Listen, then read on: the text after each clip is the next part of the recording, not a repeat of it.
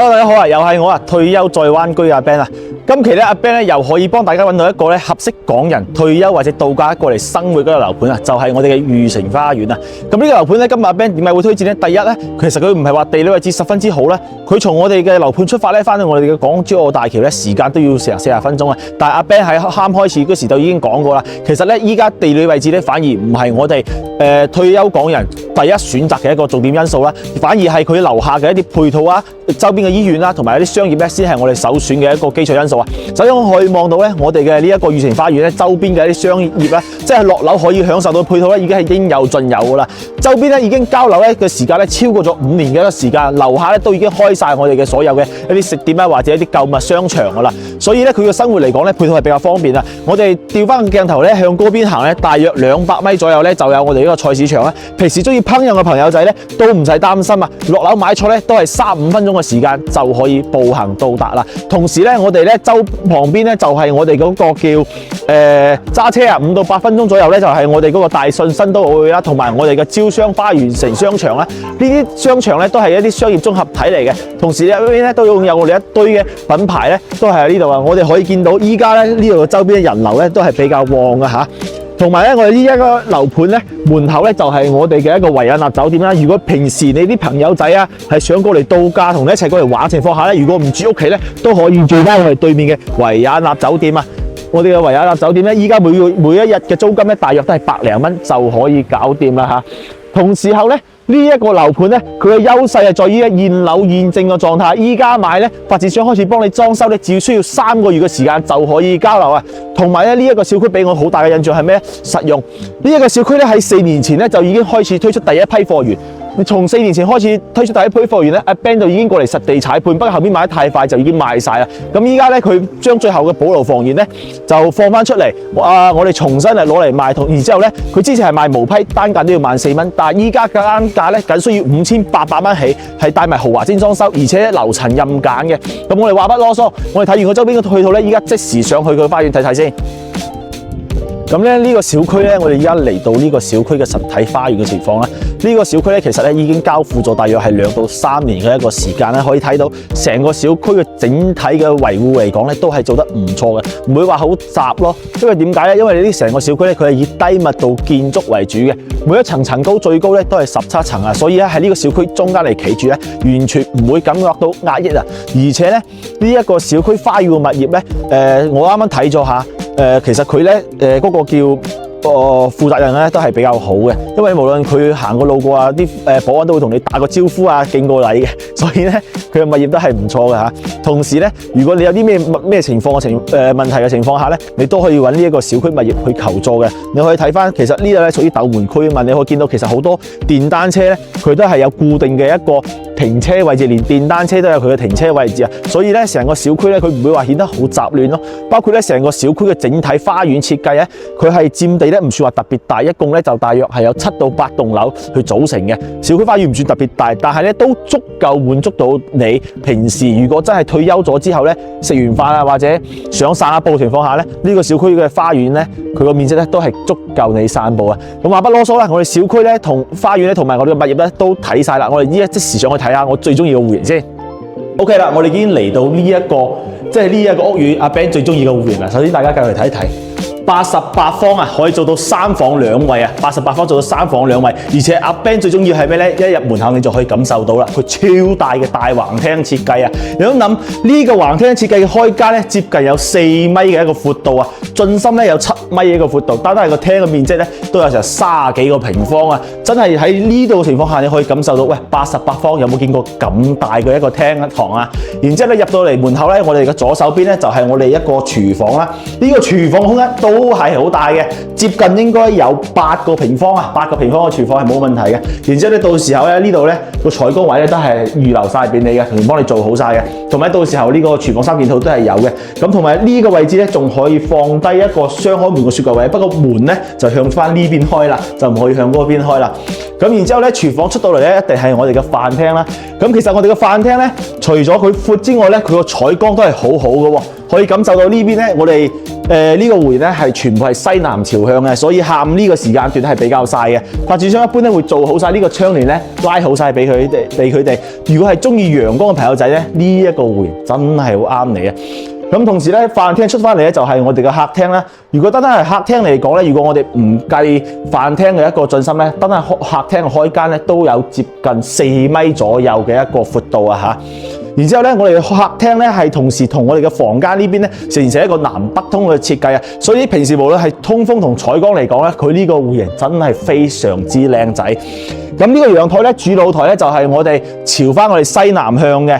咁依家可以見到咧，我哋依家嘅時間咧，大概咧就係下午4點鐘左右嘅時間啦。呢個小區咧，因為佢棟數唔係好多啊，而且咧最高嘅咧就係17層啊，最高嘅樓層咧就係17層，所以咧成個小區睇起身咧，佢嗰個叫容積咧就會特別之低，住起身嘅舒適度亦都會好高嘅。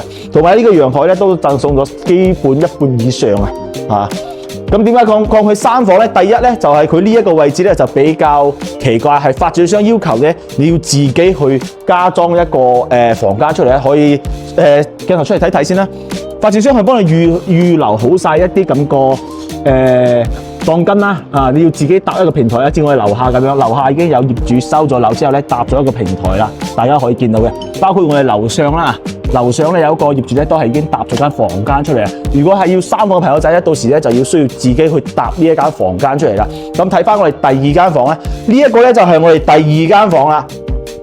我哋嘅第二間房咧個面積咧，如果你第一間房搭咗出嚟之後咧，同第二間房嘅面積係一模一樣嘅嚇，我哋可以望得到嘅。呢個飄窗位係雖然有啲厚，但係可以放一啲沙發墊喺度咧。平時喺度休息啦，其實都唔錯嘅。然之後咧，佢望出去咧都係冇乜遮擋嘅視野都係比較好啊，同埋比較開闊嘅。咁88方咧，佢係做到3房2衛啊嘛。咁呢一個咧就係我哋第一個衛生間啊。我哋嘅衛生間咧開間咧都有接近2米闊，長度咧係有接近3米半嘅一個長度啊。單單係洗手間客位嘅面積都去到7個平方米。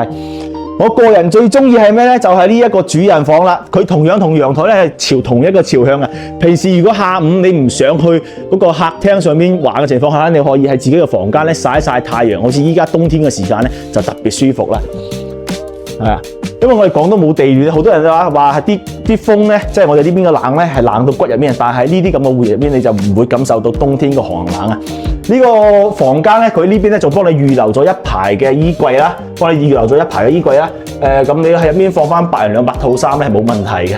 然之後咧呢度咧仲可以做一個梳妝台嘅位置啦，平時俾你老婆喺度化下妝，望望外面嘅風景咧，同佢嗌叫咧都少少啊。然之後咧呢度咧又係翻佢嗰個主人嘅衛生套間啦。咁喺呢度你話擺個浴缸咧，綽綽有餘啊！喺呢度擺個浴缸都綽綽有餘啦，咁闊米7係冇問題嘅，開街米7冇問題嘅，係啊。咁以上咧，咁呢個湖型咧，佢都係交樓嘅時候同依家你所見到嘅嘢都係差唔多嘅。咁呢個湖型同時都係阿 Ben 最中意同埋最值得推薦一個湖型。依家總價落嚟咧60萬都唔使啊，60萬都唔使就可以立低啊，係總價嚇。咁興趣嘅朋友喺評論區留言啊！如果係想要更加大嘅朋友仔咧，唔使擔心，我哋依家即時去睇睇。嗱，如果啱啱覺得啱啱個湖型細嘅朋友仔咧，就可以睇睇呢一個啦，109嘅。雖然佢做咗一間4房啊，但係阿 Ben 咧覺得咧做3房會比較舒服少少，因為點解咧？入到嚟咧佢一樣咧109方咧做咗一個雙開門嘅字母門入門啦。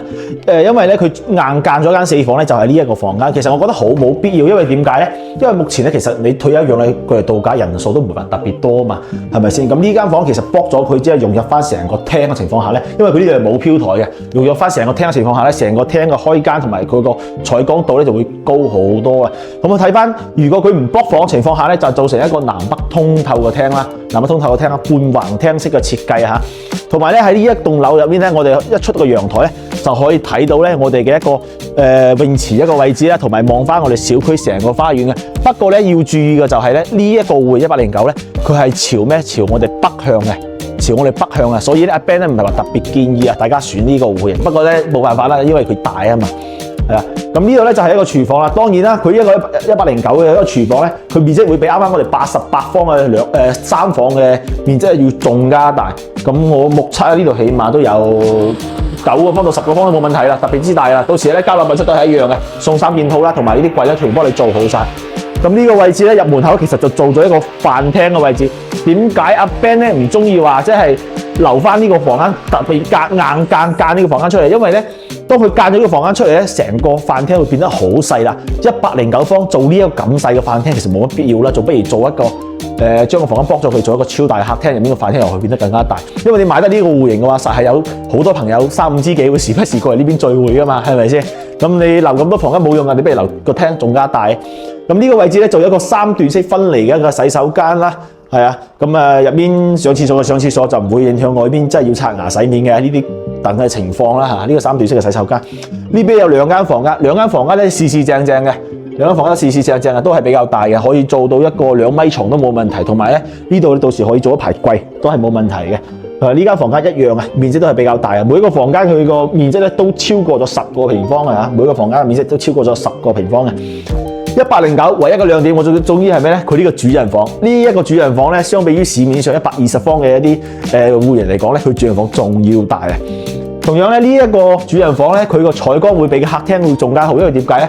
佢呢一邊個採光咧係朝西南向嘅，係啦，佢呢邊個採光係朝西南向嘅。不過咧，如果真係要買嘅情況下，建議選翻2棟嘅單位，因為點解咧？呢一棟單位咧，佢嘅嗰個二棟嘅2單元咧，佢嘅陽光咧西南向咧會比我哋前面2棟嘅單位咧會擋翻住咗。呢度係2棟嘅1單元，隔離係我哋2棟嘅2單元嚇。我建議揀翻2棟嘅2單元咧，佢係頭排位採光會好好多。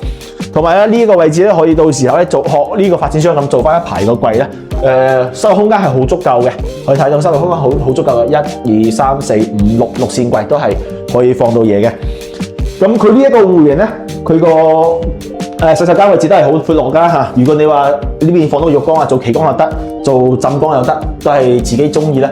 最緊要咧，佢有呢個面積同埋有呢一個實用嘅空間可以俾你選擇，即係你自己去改啦。你中意2房又得，3房又得，4房又得。如果你中意3房咧，就廳細啲；如果你你中意3房咧，就廳大啲；中意4房咧，就廳闊就細啲啦。係啦，就係以上如此啦。反正咧，阿 Ben 咧今日咧嚟到呢個戶型嚟之後咧，實地睇過，其實真係感覺翻呢一個花園咧，真係比較合適翻我哋港澳人士退休同度假嘅。如果你對呢個花園都係同樣感興趣嘅情況下咧，歡迎喺樓上角咧有阿 Ben 嘅聯絡方式，直接打電話俾阿 Ben 啦，或者可以聯絡阿 Ben 發更加多可以合適大灣區退休生活居住嘅樓盤俾你嚇。如果覺得呢條片感興趣嘅情況下，歡迎你點擊個訂閱啦，或者想了解更加多合適我哋港澳人士退休度假嘅樓盤咧，可以訂閱阿 Ben 嘅頻道，阿 Ben 可以帶到你持續睇樓。咁我哋今期嘅節目就到依家為止啦，咁我哋下期再見，拜拜。